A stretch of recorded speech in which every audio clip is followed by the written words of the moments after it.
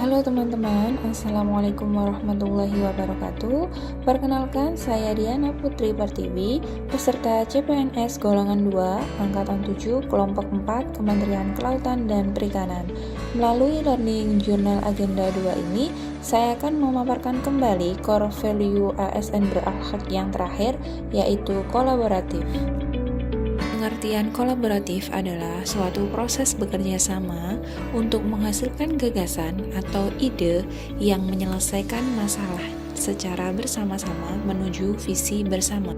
Adapun panduan perilaku yang pertama yaitu memberikan kesempatan kepada berbagai pihak untuk berkontribusi.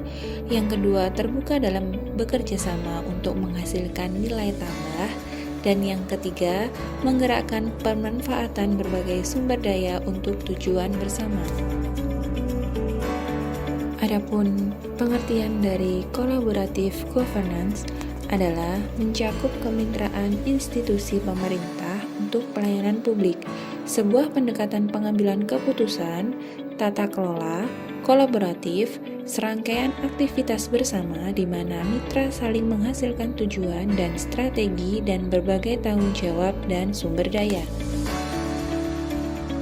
Selanjutnya, 6 kriteria penting kolaboratif diantaranya yaitu 1. Forum yang diprakarsai oleh lembaga publik.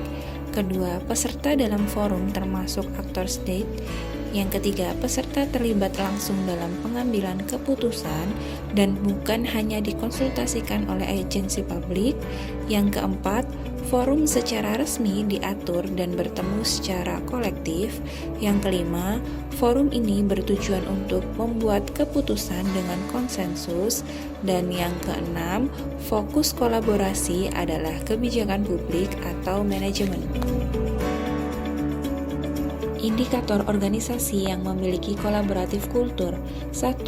Organisasi menganggap perubahan sebagai sesuatu yang alami dan perlu terjadi. Kedua, organisasi menganggap individu atau staf sebagai aset berharga dan membutuhkan upaya yang diperlukan untuk terus menghormati pekerjaan mereka. Yang ketiga, organisasi memberikan perhatian yang adil bagi staf yang mau mencoba dan mengambil resiko yang wajar dalam menyelesaikan tugas mereka.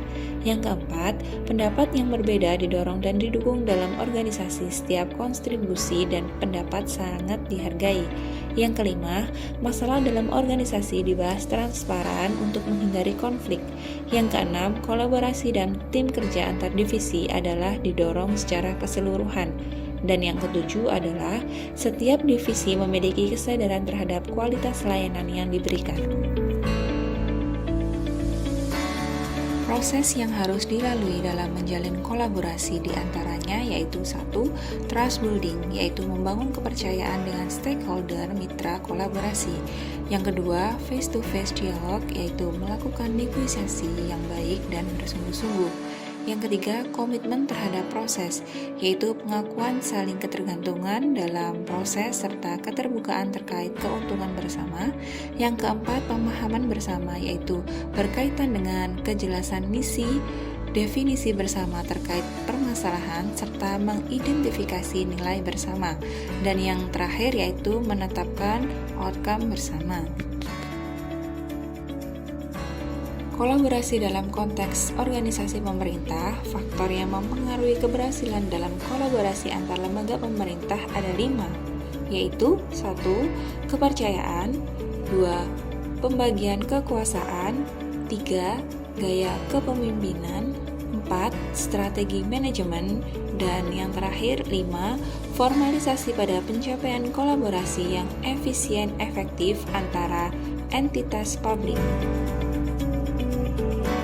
Aspek normatif kolaborasi pemerintahan yaitu terdapat pada pasal 34 ayat 4 Undang-Undang Nomor 30 Tahun 2014 tentang Administrasi Pemerintah. Penyelenggaraan pemerintah yang melibatkan kewenangan lintas badan dan atau pejabat pemerintah dilaksanakan melalui kerjasama antara badan dan atau pejabat pemerintah yang terlibat, kecuali ditentukan lain dalam ketentuan peraturan perundang-undangan. Adapun faktor yang dapat menghambat kolaborasi antar organisasi pemerintah Yang pertama yaitu ketidakjelasan batasan masalah karena perbedaan pemahaman dalam kesepakatan kolaborasi, dan yang kedua yaitu dasar hukum kolaborasi juga tidak jelas. Baik, demikian learning journal saya hari ini. Semoga bermanfaat untuk semuanya. Mohon maaf atas segala kesalahan. Mohon saran perbaikan jika ada yang dirasa kurang tepat. Saya akhiri dengan wassalamualaikum warahmatullahi wabarakatuh. Terima kasih.